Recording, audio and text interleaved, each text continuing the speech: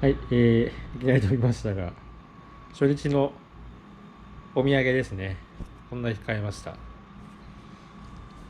右から、これはなんだっけ、ラーメン。これもラーメンね。この人が有名な人ね。ラーメンね。と、ちょっと高級なウーロン茶と、これはね、生姜の、ごまと生姜の油。これね、すごい美味しい。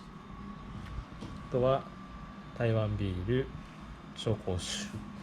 これなんかおすすめだし、鴨油。これちょっと帰って食べてみます。で、五香粉。あとは、これホタテの本だし、これなんか日本で売ってるだし。と、パイナップルケーキ4個。これは職場。あとこれタピオカね。乾燥タピオカ。600g。これ50元だからね。買えば家で毎日タピオカパーティーできますから。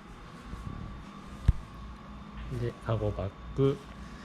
これ台湾限定なのかな、プリングルス。エビと、肉。なんか梅のお菓子。なんだろうね。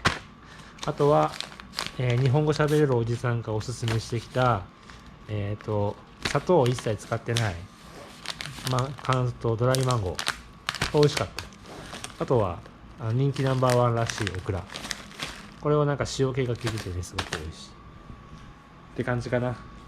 また2日目以降もいろいろと買ってきたら紹介します。